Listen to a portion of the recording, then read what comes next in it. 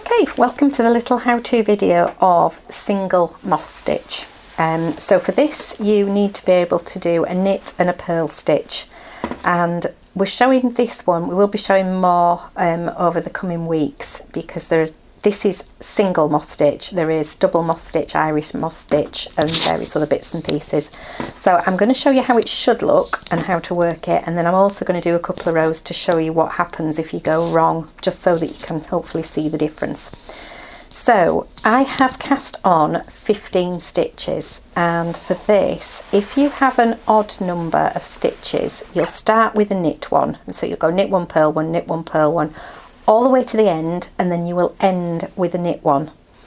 And when you turn around, you can start with a knit one, and I'll show you this shortly, because I know a few people have struggled to get their head around it. So knit one, purl one. So each time you're taking your yarn between, so I'm going to work knit stitch, bring the yarn between the needles and work a purl stitch. Take the yarn back between the needles and work your knit stitch. Bring the yarn forward again and work a purl stitch. At no time do you take the yarn over the needle. That would create a hole in your work, and that you definitely don't want one.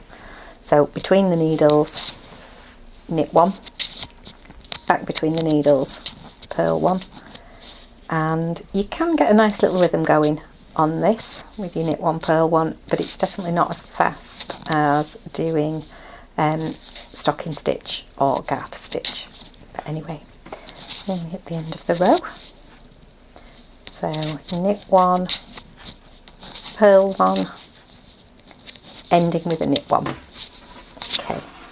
And you might just be able to start to see how you've got this stepping effect with the little piece that's over there, and that's the back of the stitch. So here, as you can see, that one looks like the purl stitch because it's the reverse side of the last knit stitch that you've done.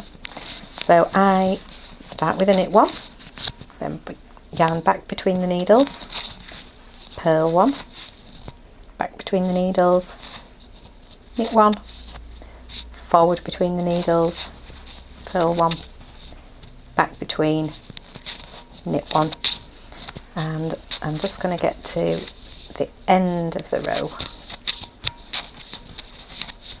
and then we're going to pause for a moment while I work 2 or 3 more rows, just so you can see the effect that you're getting, and then I'm going to do a couple of rows and show you what happens if you go wrong, because it can be quite frustrating and you need to know what to do and how to deal with it. So I'm going to just pause the video at this moment, and then we'll come back into the next stage. Okay, so here I've just done a few rows, and each row has been knit one, purl one, all the way across the row to the end where we do a knit one.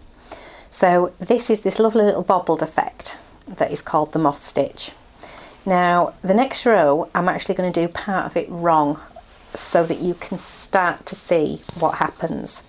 So I'm going to start off right. So I'm going to do a knit one, purl one, knit one, purl one, and now I'm going to start to go wrong. So I'm going to do a knit one, and then I'm going to assume I've been distracted, and I'm going to do another knit one.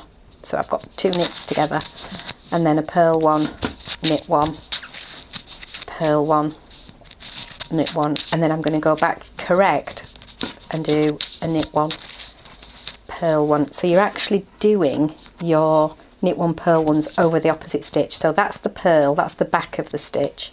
So I'm going to knit it, and because this is the front part of the stitch, so the knit one, I'm going to purl it, and so I finish on my knit stitch.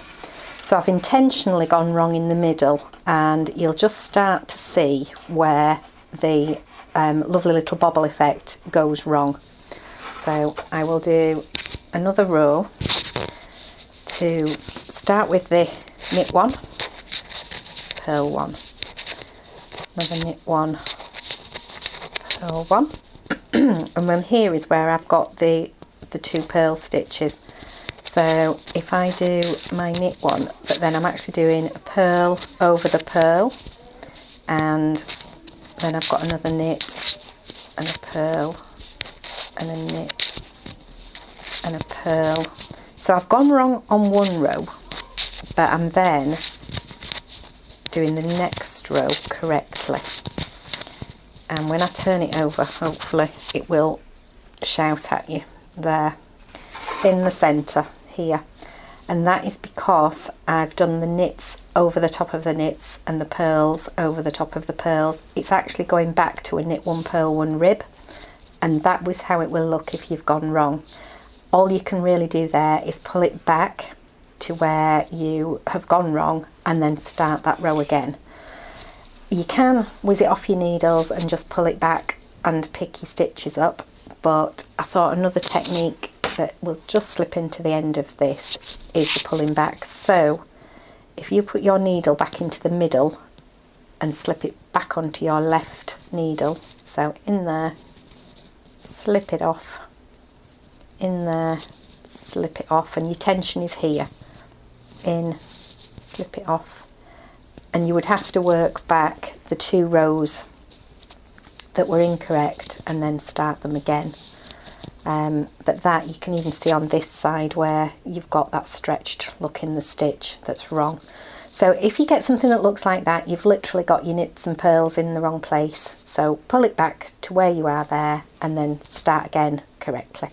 I hope you find that helpful. See you in the next one.